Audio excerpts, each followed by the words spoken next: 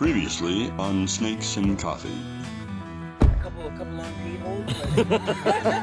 Get this. I want to be a crocodile so I can live here. And got it dragged here. This is going to be for my black throat monitors. Those cuviers when they were young lived in there. So I'll use those two small ponds. I'm calling this with the township, I'm calling this a doghouse. So I think there's 7 in this enclosure now. We've kind of like lost track a little bit. That's a big head. And alley snappers are the only roommate that Mojo allows.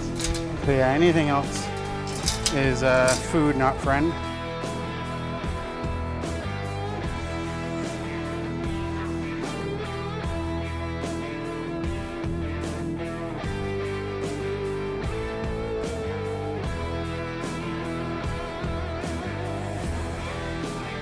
I can't be the only one that's going in. Josh has gotta go. I can't say I'm not nervous. I'm a little nervous.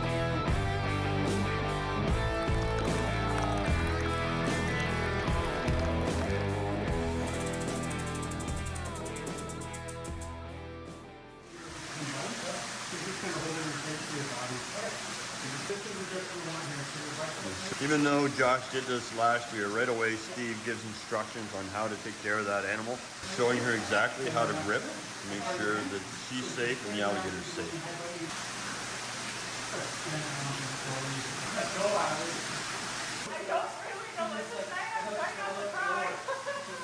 Steve said for the amount of time that she's not dealt with, and then when she is dealt with, that she basically goes back to that memory aspect. It shows you how intelligent these animals are. She realizes, okay, this is something I'm going to be doing. I'm going to be held.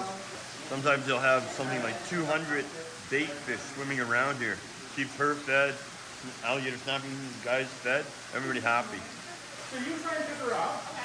So if you stand up and like kind of put your butt down, like her weight will kind of counteract the body. That's a lot of weight. Holy cow. Wow. No, that's the Snyders. Oh, okay. And you know, yeah, and you can see. Oh, that's a lot. Oh my gosh, that's so much weight. Wow.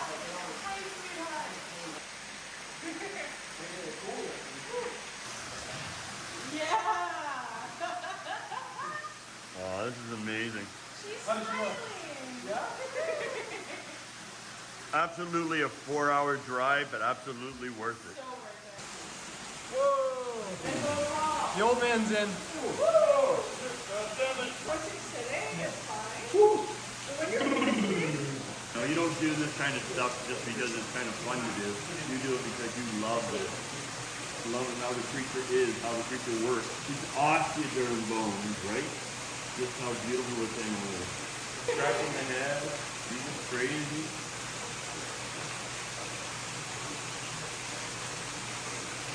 I just don't think I've ever realized how much muscle is built into an animal like that. And Yeah. like she's all muscle.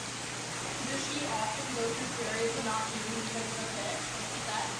Like when we do birthday parties or camps or presentations and stuff, we'll use quail, we use chips, we use a lot of rodents, frozen rodents. I still use like chicken wings and stuff like that. So she gets like that stuff on a regular basis. But the fish we keep in here for a number of reasons. Just aesthetically, it looks cool. They'll start messing at the bottom, which helps the filters out a bit. We eat the odd thing here and there. But it helps the snappers out as well. Because tough to feed 7 snappers, not lose track out of who you fed, who you didn't, and keep her away. If we come in here with like a bucket of chicken and we're trying to feed turtle, she's a menace. So just having a bunch of live fish in here just helps everybody, right?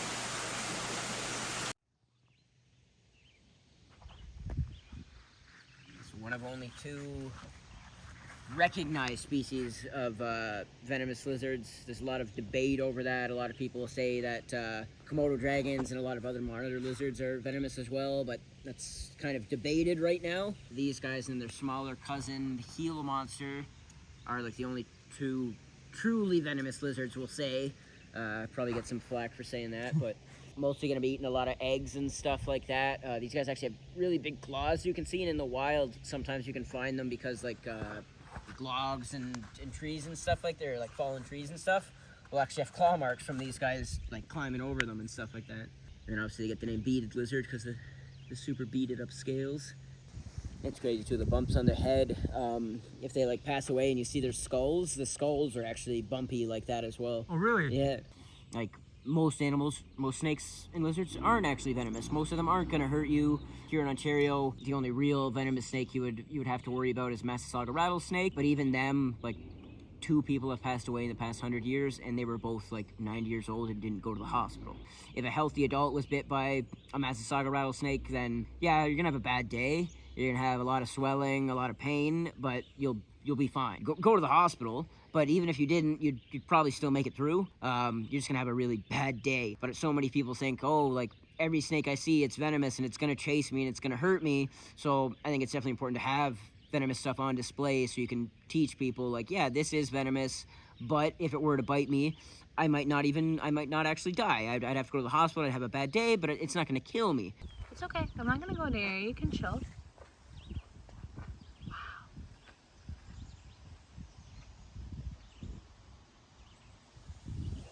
Crazy how iridescent they get in the sunlight. Oh, yeah.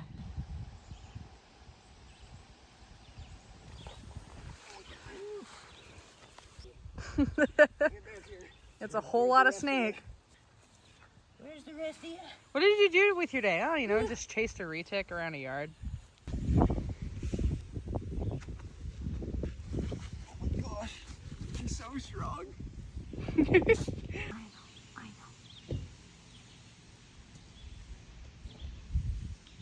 you want to go back on the ground? I get it. Unlike these young guys who feel that they need to pick this big snake up, I already know my limits in life, and I'm old enough to say to myself, it's okay. Why don't we just enjoy her beauty? But look at her, she's absolutely gorgeous. Look at the skin.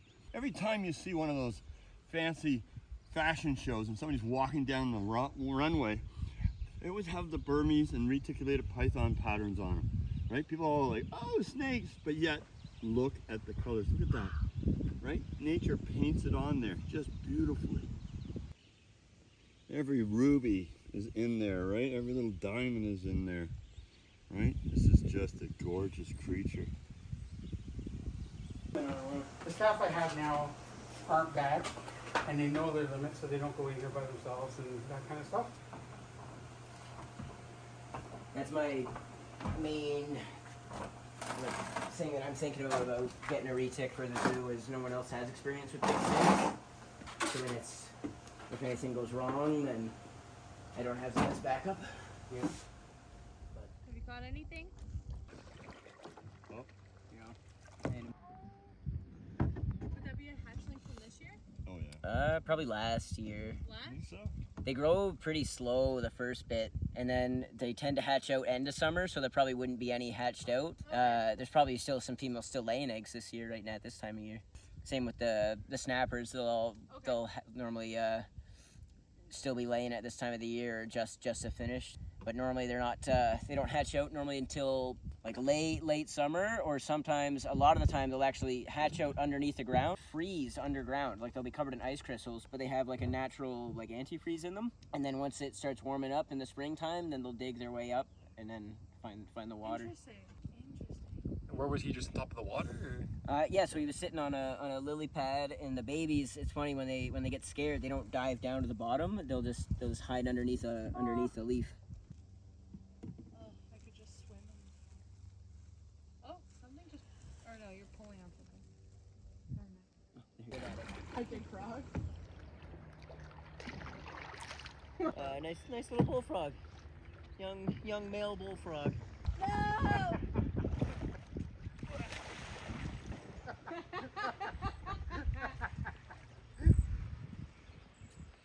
That's a lovely little painted turtle. A little salmonella sandwich. Salmonella sandwich. That's good. Did you get I got painted? a little painted turtle. There's a cute little guy. 3 down here, guys. Hey, go, buddy. It looks like a female with the way the tail like splays out underneath. If it's similar to lobsters. I think it is. I can't remember exactly, but oh, there's the butthole. Some poop coming out. Sometimes they'll like hold up their hands and get defense. All right, guys, so we're here at the French River Visiting Center, and we're gonna hit the path to going for rattlesnakes. I've been here 3 times, and I have never seen a rattlesnake, so I am stoked. Everybody else is stoked. I guarantee you, you'll know when we find that rattlesnake. That's what we gotta do. We gotta hit that trail, and come on, let's follow. The beautiful thing too is that if we are close enough, we're gonna hear them. That's the nice, beautiful thing about it.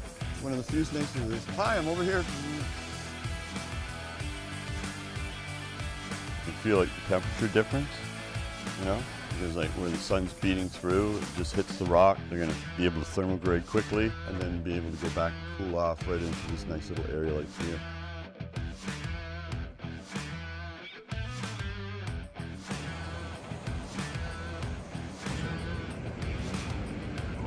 Yeah, that's a good sized snake, right? Right? There's a piece there, there's some pieces there. So this could possibly be from a rattlesnake. It's hard to tell because it's so like degraded from the water. But you can see these keels along each scale, like the rough spot in the middle. So most snakes will have smooth scales, but rattlesnakes do have keeled scales like this. So this could potentially be a rattlesnake. So it's a It kind of looks like a fishing spider. spider. People call them dock spiders. So yeah, they'll hang out on like docks or near water, and they can actually run across the water. If you can see these fangs, they'll actually grab up fish with those big old fangs and gobble them up. The scales don't necessarily look keeled to me. Well, they might. The gaps between them kind of indicate that it could be a keeled scaled snake, but I'm not sure. Definitely still rattlesnake. Really big, thick body and these big, nice keeled scales. It's gotta be a rattler.